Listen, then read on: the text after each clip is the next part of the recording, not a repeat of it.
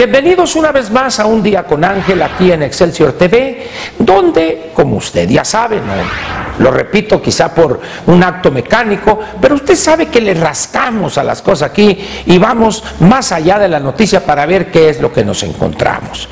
A veces nos hemos encontrado algunos barriles de petróleo, de shale oil y algunos BTUs ahí del shale gas, y probablemente ahora encontremos algo más interesante. Verá usted. A esta hora, cuando usted esté viendo este programa, pues ya sabrá usted, quizá lo haya sabido desde el día de ayer, desde miércoles, que el desfile, la parada militar que se iba a realizar con motivo del aniversario del inicio, del principio de la Revolución Mexicana, fue suspendido. A pregunta expresa de un reportero a mi general secretario de la Defensa, ¿por qué lo habían suspendido? La respuesta de él, lacónica como son las más de las veces las expresiones de los militares, dijo: yo no lo suspendí, lo suspendieron. Rasquémosle a esa frase a ver qué es lo que puede salir. Preguntando yo a amigos cercanos, a personas, a colegas, ¿qué piensas tú de esa suspensión? Más o menos interrogué a 10 personas que evidentemente no son ni de lejos una muestra verdaderamente representativa. Pero en el medio que yo me muevo, aquí en los espacios mediáticos, pues somos muy mitoteros y nos da por opinar de todo. Entonces, con base en ello, les pregunté yo y no encontré una sola opinión positiva en torno a esa suspensión. Cuando les pregunté, bueno, ¿y a qué crees tú que se debió la suspensión? Y ahí fueron mucho más críticos. El que dijo que era por temor, por miedo. Luego hubo alguno por ahí que dijo que le parecía por una irresponsabilidad o, me dijo él también, utilizó estos términos, por una prudencia mal entendida.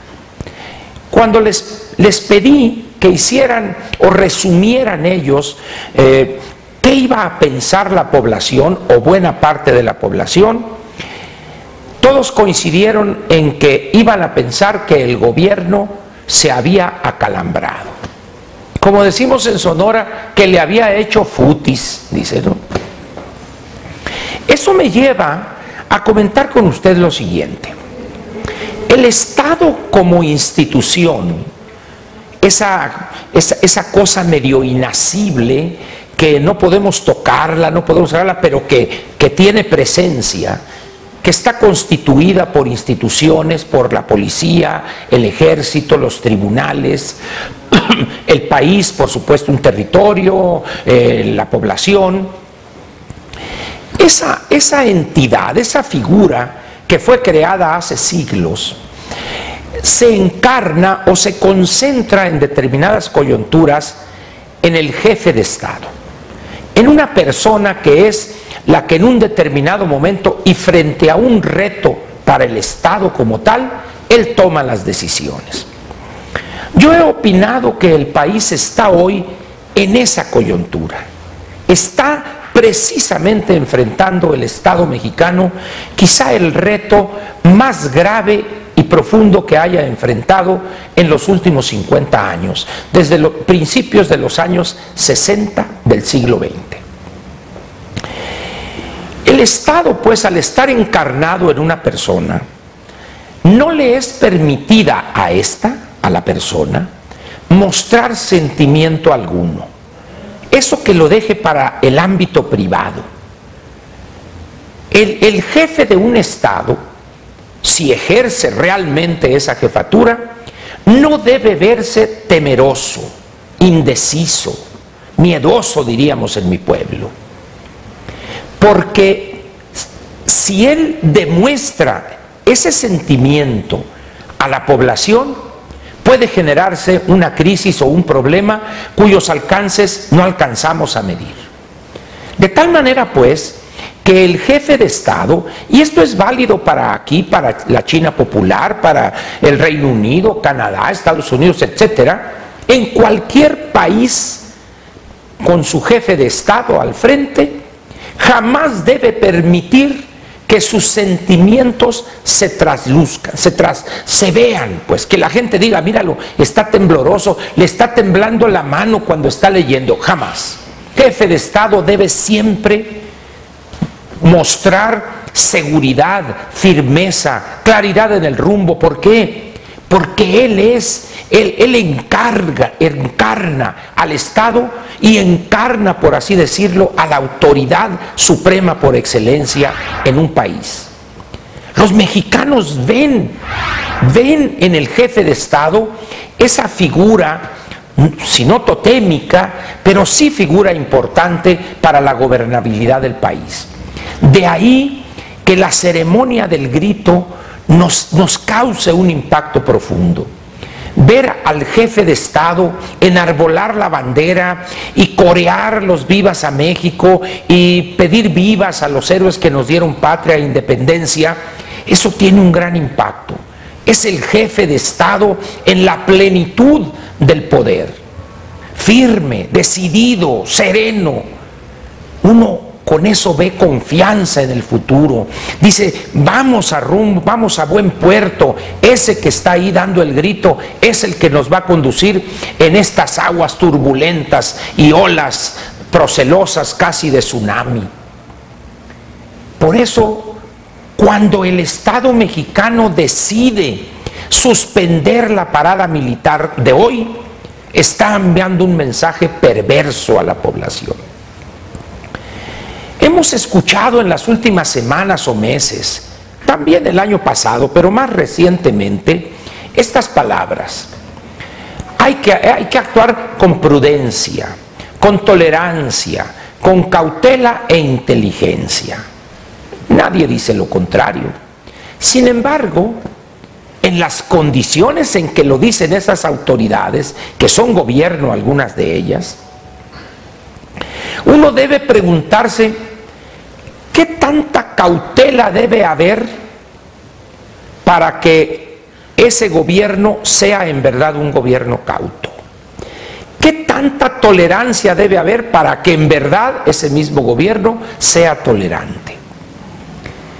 ¿Qué tanta prudencia debe haber para que la población juzgue a ese gobierno como un gobierno prudente? Ese límite es impreciso. De ahí la habilidad del gobernante para entender qué tanta cautela es la que debe de tener, qué tanta inteligencia, tolerancia y prudencia debe tener antes de ejercer la autoridad que democráticamente se le ha conferido. Qué tanta prudencia, cautela, inteligencia y tolerancia debe haber antes de que recurra al instrumento fundamental de todo Estado, el uso legítimo del monopolio de la violencia, con un objetivo claro y absoluto: hacer que regrese la normalidad y la legalidad al país, o a la zona o a la región. Para eso sirve el monopolio de la violencia legítima. Para eso sirve, para hacer que los que están fuera de la ley mantengan su posición. Nadie les está pidiendo que cambien su visión, sus opiniones. Solamente se utiliza ese instrumento de la violencia legítima, el monopolio de la violencia legítima, para hacer que se conduzca dentro de los cauces legales.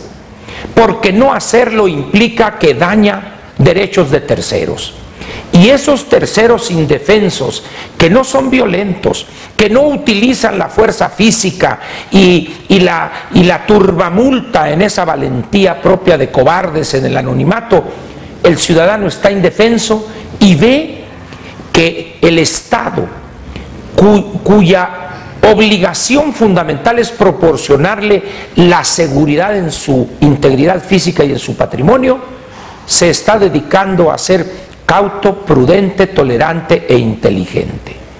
Pero ese ciudadano que se ve avasallado, dañado en sus derechos elementales por esa turbamulta de delincuentes y vándalos que todo lo arrollan a su paso y que no encuentran límite alguno, la opinión que tienen del gobierno, de la autoridad y del Estado en su conjunto no es que es cauto, que es prudente, que es inteligente y es tolerante. Es otra expresión y que es muy grosera y no la puedo decir aquí.